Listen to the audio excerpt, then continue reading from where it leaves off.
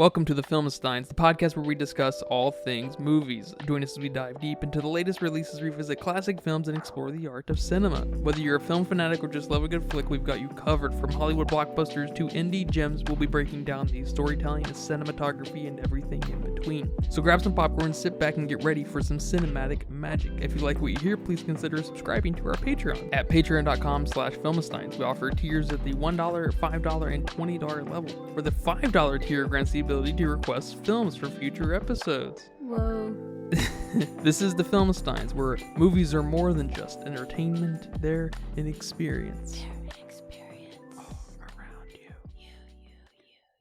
And welcome back to another great episode of the greatest podcast on the planet, the Filmsteins, at patreon.com/filmsteins. Just wanted to say that we're having Patreon growth. And so let's get a round of applause. So that's pretty cool. Thank you guys out there for supporting us at patreon.com/filmsteins. We make episodes, or we put episodes up every Monday, Wednesday, and Friday, and soon there will be exclusive content to our Patreon behind the paywall. The paywall starts at $1, so not much of a paywall. But if you want to hear us talk about things like our ranking of Tim Burton films, or David Lynch films, or David Fincher films, or Steven Spielberg films, every director. We're just going to do every director at some point. Did you know that? What? We're gonna rank every single, and then we're going to rank the directors. Holy crap. And then rank the directors? Yeah. Holy crap. So if you're up for that, come join us at Patreon. All right. And soon we're going to create posts, and everybody's going to be able to comment and take polls and stuff, and it's going to be a whole community over there. And it starts with you guys listening. So go over there to patreon.com. Don't be a freeloader. Drop by, give us $1. Yeah. Yeah? Yeah. Okay. I'm joined today by my crustacean eating friend, my sushi eating friend, my fish eating friend. I don't think that's appropriate here. Maybe I should be like swimming with the fishes, not eating. You're going to be them. swimming with the fishes soon. Is that a threat? You threatening? Yeah, that's All my right. Italian American coming out. But that's my co-host, Lucy. Hello, everyone. Welcome back. So today we are talking about the controversial Disney remake film, The Little Mermaid, directed by Rob Marshall, the legendary director Rob Marshall, who directed Mary Poppins Returns. I'm just kidding. I'm surprised Rob Marshall's going to have a job after this. I'm surprised they hired him in the first place, to be honest. He hasn't done anything. Yeah, that's what I'm saying. Oh. He, Disney, we've kind of noticed this with Disney. They have a tendency to hire anyone from anywhere. They won't hire directors. They don't hire directors who have a lot of personality. They made mistakes doing that with Taika Waititi and James Gunn, and now they're like, we can't have this. We need to normalize, what's going on here and just make it as generic as possible. We're trying to make the Walmart brand of movies over here, and you guys are giving us way too much flavor. You know what I'm saying? That's what Disney's saying. All right. That's Rob Marshall. He's Walmart. He's Walmart brand. Okay. He's great value.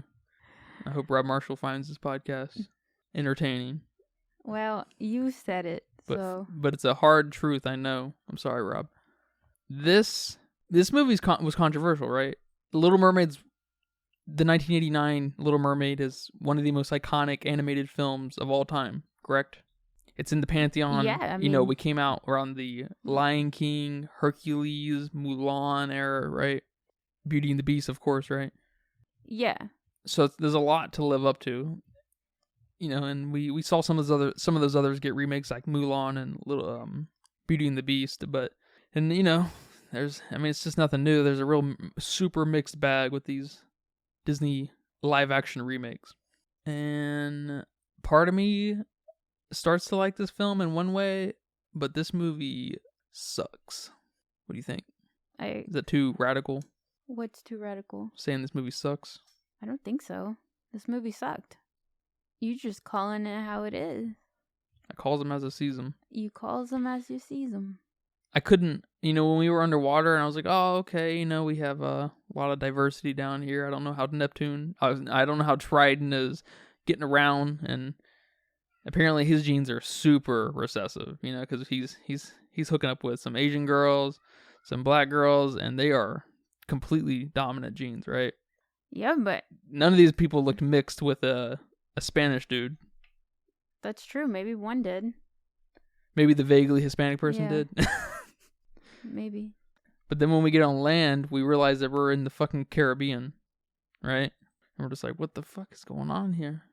Why didn't they just embrace the Caribbean nature of just the environment? That's everything. Like, this is kind of a fun spin, and that's just it. It's just kind of a set piece, and they have here and there some characters that really, have the Caribbean accent or accents. Same thing with Sebastian, and I can't remember, does Sebastian in the cartoon have a Caribbean accent?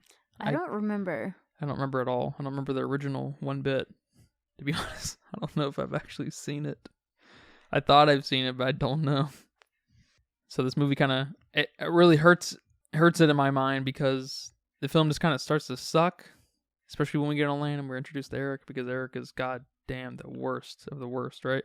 But the half measure we made into the Caribbean is just makes this movie so stupid. Makes it feel like it's trying to pander. Yeah, I don't honestly, I don't know what this movie was trying to be. It was trying to be too much. It was trying to be inclusive, but then it was trying to be Caribbean, but then it was trying to be, I don't know, I guess inclusive in the way that you have an adoptive kid because you have to have a black queen. I mean, it was everywhere. It was everywhere. Yeah. Messy film. What do you say? Messy? Yeah. Messy film, for sure. Not the soccer player. No, not the soccer player. Yeah, I mean, this movie was boring. It was a yawn fest. You said Transformers was boring? God damn. This is how I felt during Transformers. Jesus, This is how I felt during this film, too. It's virtually the same. It's the same experience back to back. I'm sorry. Not for me. Hopefully some of my Transformers excitement rubbed off on you that this was worse, but... Yeah, I mean, I guess that's true. It probably did a little bit, and then the ending of Transformers was like, oh, yeah, okay, yeah. that's somehow made this 2-hour fucking journey worth it. You got a little spark. Yeah. That's no funny. Spark here. That's funny. That's a good pun. That's a deep-ass pun right there. I like that. Because that's like their heart. That's like what keeps them together, the Transformers. That was good. Thank you. Did you do that? Was that unintentional? Hell yeah, it was unintentional. That's good.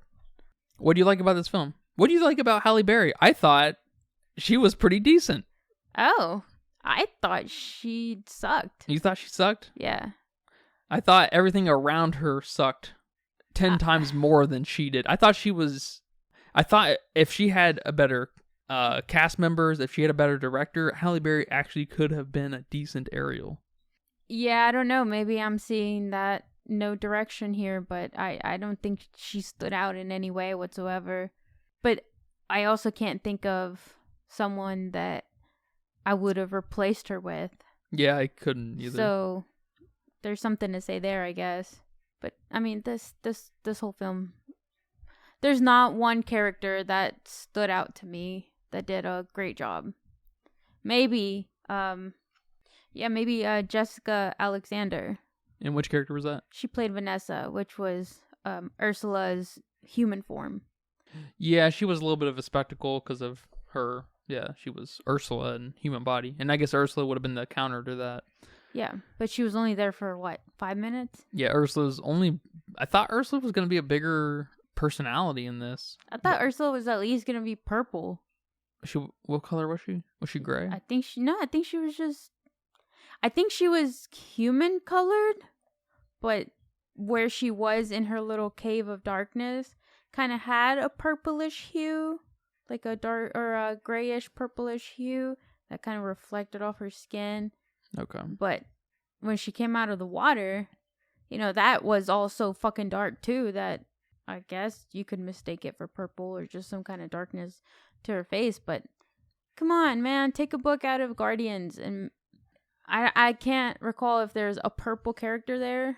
I guess all that comes to mind is Thanos.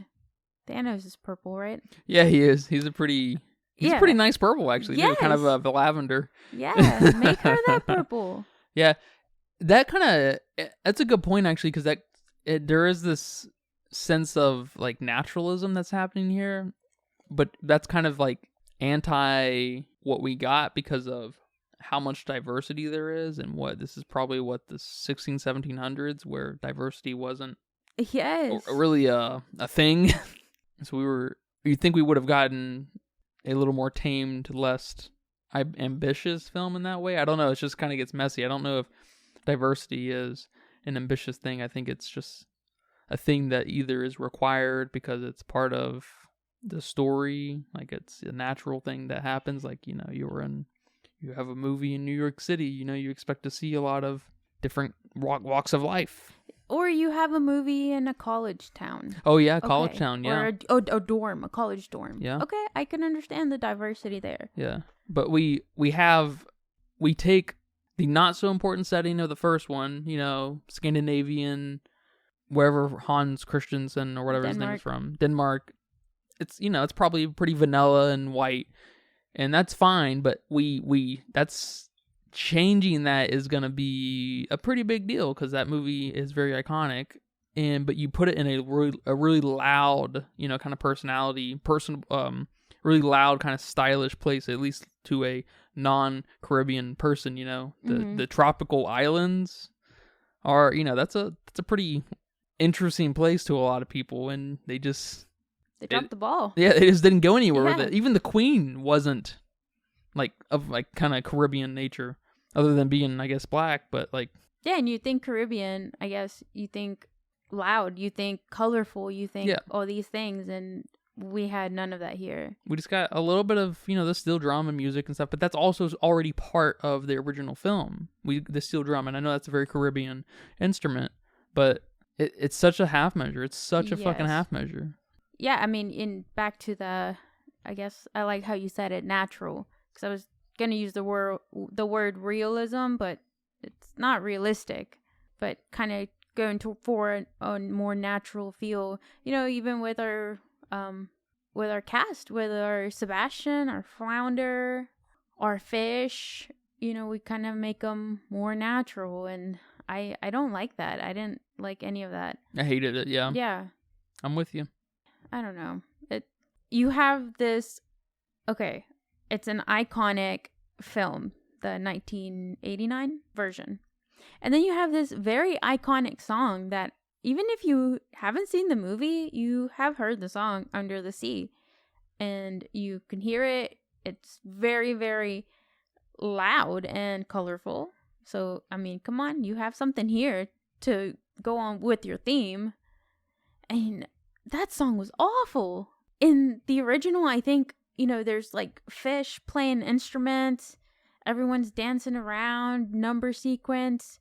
It's probably the most interesting part of the original in the sense of the music or the song, I guess, whatever. And maybe animation too, because it's really stylish. Yeah. So you have these fish here just swimming, and you have some turtles, and you just line them up in 3-5 rows, however many rows you decided. It looks really awkward because we're trying to get into this hyper realistic kind of space, and it's just but they're nobody's doing anything. You have this awesome song playing in the back, and no one's doing anything. The turtles are just kind of marching, kinda. I want to see these turtles flipping. I want to see these turtles, making sounds off of each other. I mean, come on. And then the silliest thing was that at the end of the song, they play that little dun, whatever sound to kind of tell us that it's finished. You know what I'm talking about? Like a crescendo? I don't know what the fuck a crescendo is. It's just the sound they play at the end of every awesome big musical number. Yeah, I think I know. I even said it when we were watching. I was like, what? Why would they put this here? It wasn't even that spectacular. And why did they put it there? I wish I could play the sound for you so you know what I'm talking about. But it was very stupid. It was just silly. Like, no, you don't deserve that. Dun-dun. You don't deserve that final note. I know what you're talking about. Yeah, I think Yeah. I can hear that. I know what you're talking about. Yeah, I guess it's worth mentioning to the audience that Lucy here is a connoisseur of, I should say, an aficionado maybe of musical numbers in movies. Yeah. Yeah. That's your shit. That's my shit. That's what I'm gonna blast, on my drive to work. But she wasn't a theater kid. I don't know what happened. They were lame. Yes, they were. I didn't have time for that. Yeah. But it was so missed. It was. They reminded me of, in a different way from what you're saying, but similar. It reminded me of the Lion King number with Simba and Nala running through the Pride Rock area with all the animals and stuff, and how in the original it's like the most colorful scene in the whole movie. Yes. And then in the remake, it's much more realistic in how animals would kind of do their thing. It's like it's like, you've heard me say it a million times, but I wish that movie kind of adopted a voyeuristic kind of documentary style. Yes. Which would have been fucking dope, I think, because it would have been such a neat spin on the Lion King story, and it could have still been exaggerated and like plot driven and stuff and everything, but we just had like a David Attenborough kind of character narrating the whole film instead of any acting or any voice acting. Yeah, that would have been. Yeah, awesome. You like that idea? Yes. I think that's a really neat idea. And it would help sell the hyper-realistic kind of animals, too, because we'd be a little bit off of them, When you get close to their faces and they're talking and expressing themselves, that's when these things look really bad. The CG is cool. It really is.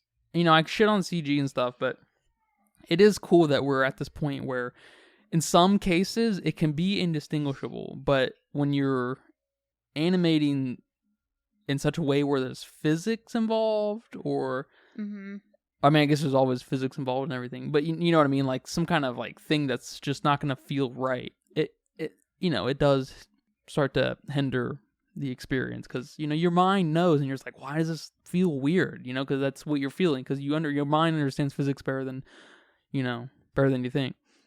Better than you're aware of. What do you say? I said better than my test. Better than your test. That's certainly true. And so that's the main reason I don't like the Lion King movie so much, is I do think it's one of the better live action remakes, but it really loses. It's like the best example of these live action remakes losing touch with its personality. And I just wish they had more creative people to kind of figure that out, because these live action remakes I think they are really fun exercises to like, what can we do different, Yeah. Similar but different. And so this one, if the CG wasn't so bad here and we just embraced the Caribbean thing and had better performances, or maybe more consistent performances and more consistent kind of, what you'd expect from a Caribbean area, it could have been actually a kind of interesting interpretation of Little Mermaid, but we lose everything. I mean, I don't know, but maybe I'd take back about Halle Bailey, being given a bad performance. I think it was just the direction, because now that I think about it, I think the cast itself wasn't too bad. I liked her. I liked Prince Eric. You liked Prince Eric? I love the fact that I thought he sucked, man. Okay, like just him, not his performance. I'm not talking about performance here. I liked him as the character. I think he looked just like Prince Eric. Okay.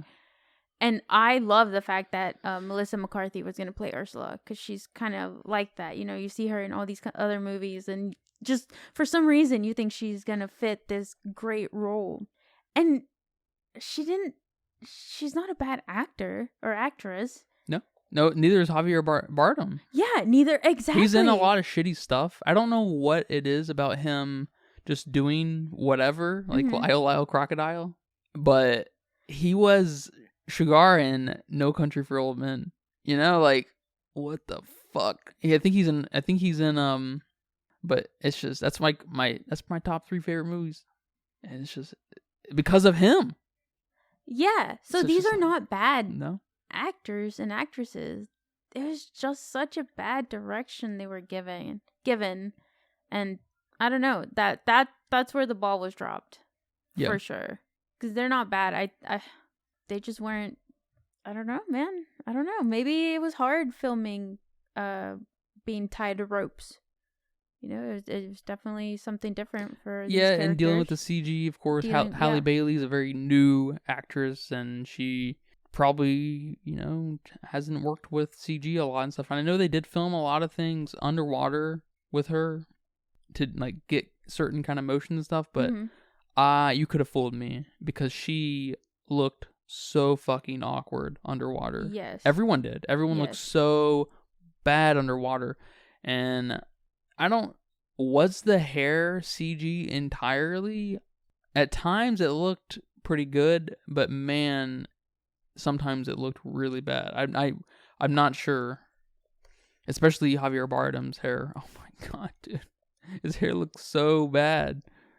Except when he was above water for those 5 minutes or 5 seconds, it looked fine. Yeah, it looks like the hair was mainly CG. Okay. For everybody, it says every actor. So yeah, I don't know, but it didn't talking about the hair. Why didn't they make her hair red? I know there's like little like glimpses of red, and when she was in certain lighting, it would look red. But again, are you sticking to this like natural thing? Yeah. Again, like no. Come on, that's the most iconic thing about her. Her red hair. Yeah, the red hair, the way the hair moved. I mean, the way things moved underwater, just objects and stuff. Yeah, and I did hear Halle Bailey, in an interview talk about how different it was because Sebastian and Flounder, and mainly Sebastian, was a tennis ball for her. She had to talk to a tennis ball. So she just kind of talked a little bit about that kind of experience, how different it was. You can't say that I had a hard time. You just talking about how different it is. You can't say that's so stupid. Yeah, and she can't like, not in a bad way, but she can't victimize herself or anything because she's, in that role and everything. She can't be like, my life is so hard having to work around working with a tennis ball type thing. Yeah, no, I get that. And she's not a voice actor too. Voice actors can kind of just put them in that character. They don't need to be in front of everybody because it's in their mind, because they're masters of role playing basically. Yeah. And yeah, I would imagine that's tough. I don't envy that at all as far as acting go. I would not want to work with CG on this level or any Disney level if I was an actor. Or if I was a director, I would. Oh my god, dude, I would not have this CG in my movies, man. I could not work. I couldn't even direct. Where's my motherfucking crab at? It's a tennis ball. No, it's not the fucking tennis ball. Drive me crazy, dude. Which tennis ball? Yeah, when did we stop placing in actual singers in place of the actor's voice in movies? When did we stop doing that? I don't know. I don't know when that even was a thing. I guess they did it well enough that I just didn't even notice. But yeah, everybody can sing now these days. Yeah. And especially with this one's hilarious to me. And the main one that comes to mind is in Beauty and the Beast. Our girl Emma Watson sang, and I'm sure they fixed her voice. I don't know. Maybe she's a singer, but I mean, it wasn't great. It wasn't if they would have gotten a singer to sing these kinds of songs. I don't know who the original girl was who did those Beauty and the Beast songs, but I don't know if our girl here is a singer, but I mean, she didn't do too bad, I guess, and I'm sure they fixed your voice up, but yeah. When did we get away from that? I don't know. Yeah, I definitely think the singing overall, the musical numbers were pretty bad. I don't know if you're going to be listening to any of these after the fact. Yeah, they're pretty rough, and they were pretty rough, especially that rap.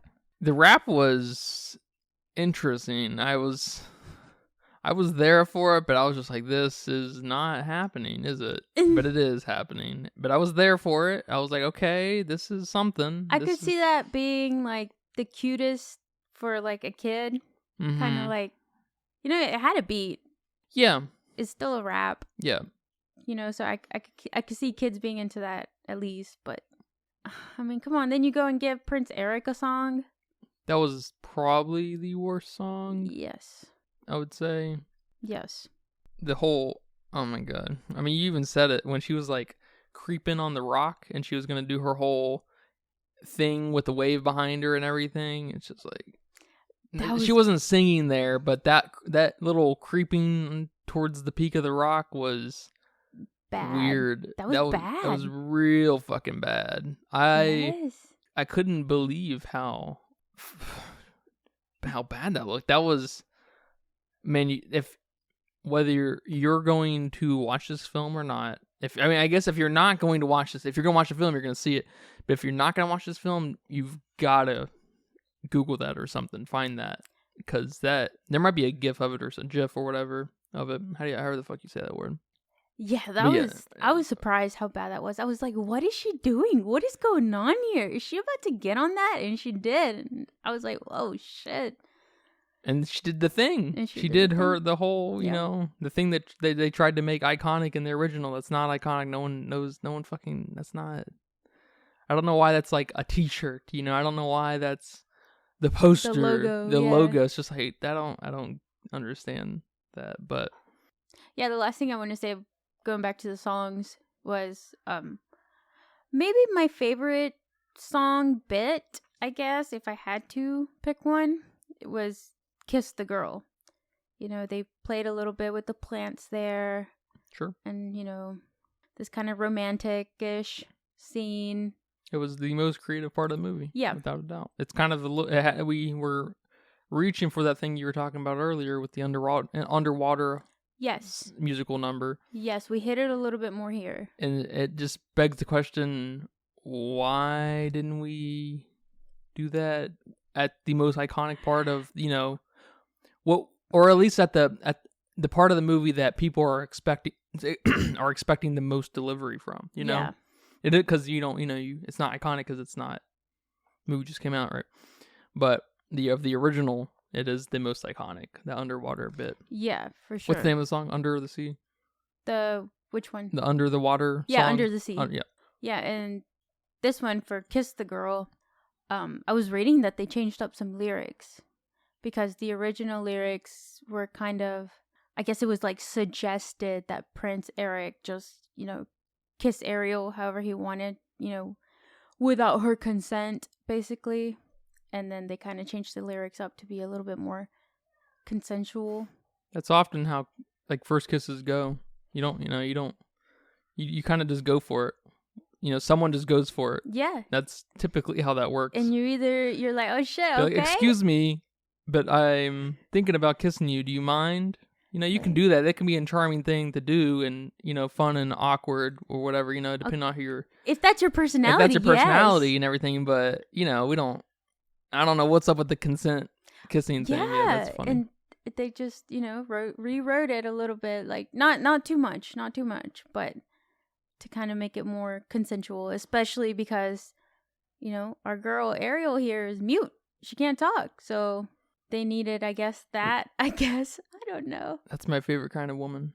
The mute ones? The mute ones. Oh, well, if we weren't canceled before, now we are. That's fine. But yeah, that's if you start out canceled, you can't get canceled again. You know that's fucking true. That's fucking true.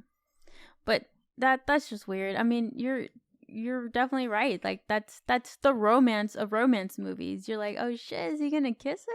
What's gonna happen? You know, like no one's asking unless, like you just said, it's a personality charm there, and that's kind of, you know, rare. Yeah, you got to write that character. Yeah. The more natural way is you just going for it. Yeah, that's definitely the more natural approach. Yeah, and then the girl's gonna either let it happen, or she's gonna kind of she's gonna be like, ugh, or turn the head, give you the side kiss. Yeah, you know? Yep. That's always nice. Yep. No, not vomit. What'd you say? Yeah, vomit. I would vomit like Drax. Yeah. You know what I'm saying? That's funny. Yeah. I don't know. If you're going to give a prince a song and a backstory, just give him his own movie. That'd be kind of cool. That would be a cool approach. You know? We kind of got that out of Maleficent. Is that the name? The word? And of course, the one with Emma Stone in it, with the dogs. Oh, Cruella? Cruella. Yeah. Yeah? Neat. Cruella's not great, but it's definitely kind of interesting. It's up there for Disney movies, yeah. Yeah, especially live action, too. Mm-hmm. This movie, I'm definitely in another boat of I want to like more about this movie, but this movie, it's a little bit easier to just, not like this movie at all, I guess, because it really doesn't have a lot to offer, but it does. It's like I'm almost having this pity moment for Disney. Mm-hmm. And the Caribbean thing is cool. I wish they just would have embraced it. I wish they would. I wish they would put on decent directors with stuff, And I don't know. It's just what you're gonna say. They did this film like Peter Pan. Try to put in as many different colored kids, and throw in there a special needs kid while you're at it. Like that's what they try to do here. Especially, it's very obvious here with the sisters, which I think shared a mom. And shared a dad, or not. Someone's lying here. That mama is definitely lying. I'm just saying that none of those kids, maybe 2 of them, I guess, might be his. Might. I guess Halle Bailey could maybe pass as mixed, I guess, if the mom was black, but then that only really. Then she, then what about the others? What about that Scandinavian looking girl? What about the Asian girl? Yeah. It's funny. And I know the CG is just not a fun thing to bitch about. It's not a fun thing to bitch about because everyone just bitches about CG, right? Mm-hmm. But I don't know why, but the sisters did look especially terrible. I don't know what was up with them, but like when they were in the background in any shot, they looked creepy. They were so bad looking. I don't know what was up with that. Yeah, they did look weird. They looked definitely weird. Almost like they were like cheap animation, like Jimmy Neutron fucking characters. It's almost like when you over filter a picture and you look kind of fake. Yeah. Like that. You're like, that's not you. But it's just you with a bunch of filters. That's what they looked like. Yeah, and let us not forget about the book Underwater. That was weird. Oh, yeah. Oh, my God. I was like, why are there books under the water? And why are the pages turning so smoothly? Like, there should be some more resistance. That's a big thing we are missing underwater is the resistance of water. I'm not going to get over the locomotion of the characters underwater. Them moving their hands the way they were. I can't even, man. It's just, I don't think I've seen such a bad, body performance in a film before. Other than stuff that's just supposed to be terrible. Yeah. But a high-profile film like this, I just couldn't believe how bad that looked. I could not believe it. It would be more believable, I should say. It's not a believability thing either. It's just kind of suspending your disbelief, I guess, thing. So there's an element of believability there, but they need to not pretend there's physics happening there when something else should be happening. They might as well just ignore it so you're not drawn to it. You know what I mean? Yeah. Because they don't have the physics under control at all in this movie. And that's fine, but they need to stylize it in such a way that that's just not gonna be brought up in your mind. Like in the animated film. Exactly. I mean, that's why animated films just are superior when it comes to style and personality because they're not at the mercy of... Yeah, they're not bound by... Of what? Nature laws. Yeah. Because when you make it live action, it all of a sudden has to kind of be at the mercy of, our natural world. Yep.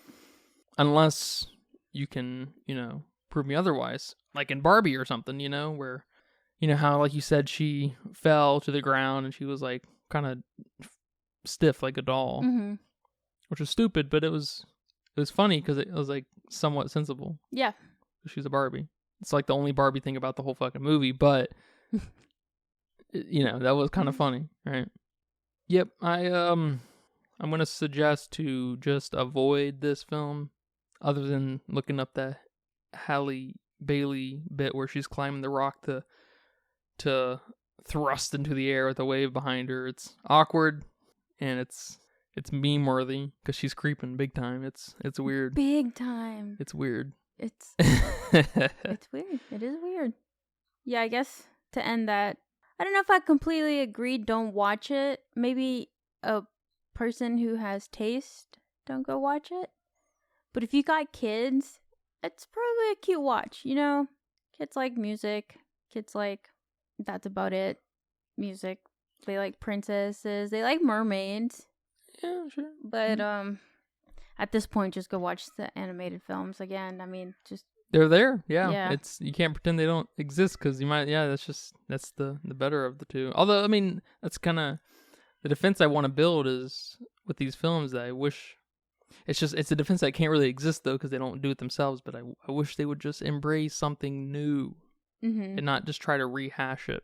But kind of take half measures in other directions. And it's just like, just embrace whatever that is. Yeah.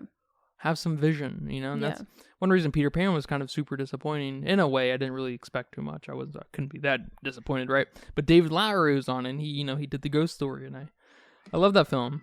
And I don't know much about David Lowery's style or anything, or what he can bring to a directorial, or what he can bring to a movie directorially, but that movie was just like every other live action Disney film.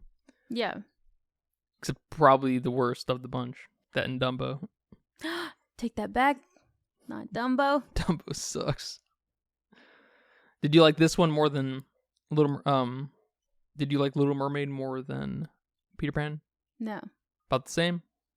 No, I think I enjoyed this one more. Okay. I think there's three parts that I kind of like. Help elevate it? To help elevate it. Yeah, okay. Peter Pan, I don't think I liked one single thing. Maybe the crocodile, which I wish there was more of, but that's it. They abandoned like the most important theme of the movie. They abandoned the most important like representation of a theme in the whole fucking movie. The croc. Yeah. And Peter Pan's an asshole. I didn't want to watch Well, he's supposed to be kind of an asshole, but he's like a completely irredeemable asshole, which is maybe important, but then you gotta... That's not a character, You're our main character. Or I guess he's kind of the main side character, because Wendy's the main character. True. But he's sort of, he's sort of our main character. He's a shared kind of spotlight. If he's not going to be redeemable and grow as a character, you got to write all the other characters much better. Because if our main character or our side main character is not, if he's not the well-written character, we need everyone else to kind of shine around him to just kind of put the spotlight on him about how much of, just how gross of a character he is. Yeah. And we didn't get that at all. Yeah. But Peter Pan sucks. Yeah, I like this one more than Peter Pan. Yeah. I liked the three parts I did like was first when Ursula turned into a giant Ursula. Kaiju, like a kaiju Ursula. Yeah. That was cool. Was cool. Of course I would like that. Yeah. Huh. I didn't think about it like that. But, again, I wish they would have made her purple. I wish they would have made her a little bit more gross looking when she came out of the water, you make her look how you want under the water. But when she's out of the water, I need that, like, texture of she's been underwater and she's an octopus and, I just a little bit more. Yes, exactly. Like they were calling her. I wish they would have embraced a little more scary tone with that. Mm-hmm. Because that was just another kind of half measure that they made, and it just ended as quick as she came. So I was just like, no. But it was cool. It was cool. And then I liked when Vanessa. Did that happen in the original? Did she get big like that? I think she did. Okay. I think. Again, it's been a long time, and The Little Mermaid was not one of my favorite Disney princesses, so it wasn't a film I watched. Yeah, continuously. I thought she was of mine, but I'm not even sure if I've ever seen the original film. Gosh. That's my Kingdom Hearts shit coming out, I guess. I hated the Little Mermaid world and the Kingdom Hearts games. Oh they're terrible because you got to swim. You got to fucking swim, and we water all know level. swimming hates. Oh, we all hate swimming in games. That shit's Yes. always terrible. But my second favorite part was when Vanessa, her alter human, Her name was Vanessa? her human form. I didn't even Yes. realize that. Or it's supposed to be. I don't know if they said it in the film. Okay. Yeah. When she laughs, that was hilarious. Like it's the most personality I got in this film. Just when she like gives that cackle and she's laughing because her day's up, her time's over. Yeah. And then I like the shark. I don't know if that's in the original. I think it is, but I'm not. Again, don't remember. I don't know. But the shark was cool. Shark was cool. Far better than a lot of sharks in shark movies. Yeah, the only thing I don't like about that is it builds a little bit of character with Ariel that she's kind of smart. Mm-hmm. And we don't really get that anywhere else. Nope. We get Eric telling her things, I guess. Yep. It kind of is a pointless little introduction. Yep. But I did like it too. I enjoyed that. Yep. And that's it. That's all I have to say about this movie. Yeah, I think I've said everything I need to say too. I just think it's so interesting that Disney insists on investing so much money in these products and just does not entrust them with anyone who has any merit, who has any creative credence, I don't understand how that's possible. Because when you make so much money, it doesn't matter. Is it we're too big to fail type attitude? I don't know. I honestly don't know. It feels Is it like it. Give everyone a chance attitude? Is it we make too much money anyway, it doesn't matter if we fail? Like I don't know. Because we're seeing that with Marvel too, and I don't know. It's just, it sucks that these classics are being remade, very hit or miss, and who knows what the future holds, right? But you would think that this is it for a while, another 20, 50, 25 years before we get more remakes of them, or longer. Who knows? Yeah, they could start off. Who knows? Yeah. They could start over immediately for all we know, with the new Cinderella and then Jungle Book and whatever. I was going to say Tarzan. We've already gotten a live action Tarzan. It's called George of the Jungle. Let's go. You ever seen George of the Jungle? Yeah, I've seen George of the Jungle. Classic. You know where I saw George of the Jungle? School? At the zoo. That's cool. Isn't That's that funny? fun. Yeah, man. Well, thank you for watching this film to me. Thank you for watching this film with me. That was it was a watch. Did I enjoy it more than Transformers? Don't you dare. It's probably on the same level. Oh. It really is.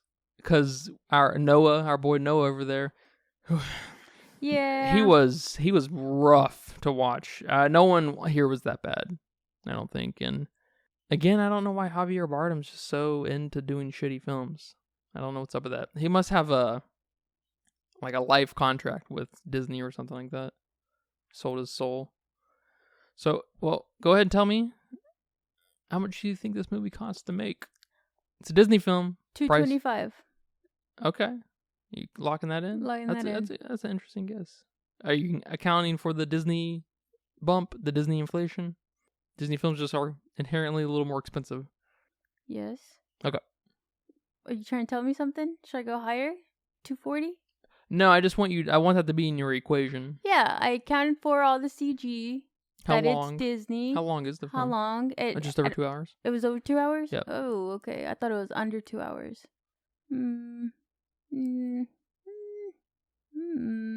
Yeah, I might go a little higher, but not much. 240. 240? You locking that in? Mm-hmm. Right. I really thought it was under 2 hours for some reason. Yeah, it looks like it says 135 minutes, so that includes credits and everything, but and I would assume the credits probably run about 10 minutes or so. Yeah. So, yeah, we were floating right around 2 hours. Okay. But the film says here that it cost $250. So you're right there. Now it's boring. It is boring. I'm bored. You're too into it. You're too in tune. Yeah, but maybe we'll these just are easy. These are easy. Yeah, we're not all gonna do high profile, high budget movies. So, and it looks like it's sitting around $561 million. It's still making a little bit of money. Okay. It looks like that probably is. They're probably at that point about that where they're making money, because that that top half, they're not spending $200 million for advertising kind of thing. Right. I don't think they're spending $200 million for this talent crew either, or the director. That's one reason, I think that's where they're making budget cuts to get these things out. On talent, on directors especially. So that makes sense. Yeah, because if you're, I know Quentin Tarantino will probably never work for Disney, but if you come, Disney comes to Quentin Tarantino, there he's gonna be like, how much money do you need to make this film, and how much do you want to get paid? He's probably gonna be like, well, I would probably want to be paid, $100 million because I know your asses can't afford it. And they're gonna be like, well, we can afford it, but we're gonna go with this other guy who's probably only gonna ask us for $5 million. So good job, Rob Marshall, for making a shit show. I'd make it for $5 million. I'd make it for $500,000 if I'm being honest. So I'm not. There's nothing wrong with selling out. Disney, if you want cheap work, you got it here with the Filmsteins. I know you would think strikes. You would think that the movie business is such an attractive business to get involved with, that strikes would be completely ineffective, because you would just have, as far as crews go anyways, maybe not talent, because you want your Robert Downey Jr.'s or whoever to get the butts in the seats and everything, but as far as crews go, you would think that you have people waiting to take half the half the pay just to work and stuff, but at the same time, a lot of the stuff is made in LA, where you basically have to pay the minimum, basic ass, $500 a day kind of grip standard rates, or else the people just aren't going to be eating. That's true. That's true too. So kind of depends on the location, but yeah, this movie, I thought this movie would have tapered off, but yeah, I don't know. I haven't been looking at the week to weeks to see how much it's tapering off, or if it'll cross 600 million, but I just wanted to give an update that Barbie is about to cross 800 million. So wow. Barbie is on track 100% to cross the $1 billion mark, and it'll be the second movie this year. I don't know if it will. I thought the first 2 weeks were gonna be big, and they were huge, both of them. And so this third week will be the telltale sign to really see if it has the momentum, because I thought enough people are gonna hear about it and hear about how bad it is, and they're gonna be like, or hear about, I should say, not how bad it is, but more of how it's not what you're expecting. Yeah, it's not a Barbie movie. Yeah. So I thought that was going to deter people a little bit and create a crazy drop off, but we will see this weekend. Yeah, maybe people are like, okay, I'll have to see that for myself. And then they go see it and they're like, okay, you were right. But they still went to go see it and feed into it. They sure did. Well, thank you guys for listening to this episode of The Filmsteins. This was a fun talk. Did you have fun today? Yep. Nice. You can join us every Monday, Wednesday, Friday for new episodes of The Filmsteins, including this Friday or Monday or Wednesday, because it doesn't matter what day you're listening, because we post every Monday, Wednesday, Friday, so it's always timely. But again, thank you guys for listening. Take care of your loved ones. Tell them how much you appreciate them every once in a while. Go on a walk. Get your health and get your ass in shape. Yep. And donate $1. Exactly. To us, because we're charity. Yes, please. Donate. I need to feed my cats. Yeah. All right, you guys. Take care. Bye-bye. Bye-bye. And that's a wrap for today's episode of The Filmsteins. Thanks for tuning in and joining us on our cinematic journey. We hope you enjoyed our discussion and gained some new insights and perspectives on the world of movies. Don't forget to subscribe to our podcast on your favorite platform, especially Patreon at patreon.com/filmsteins, and follow us on social media for more film-related content. We love hearing from our listeners, so if you have any feedback, suggestions, movie recommendations, or book recommendations, please feel free to reach out to us. Until next time, keep watching and keep loving the magic of movies. This is The Filmsteins signing off.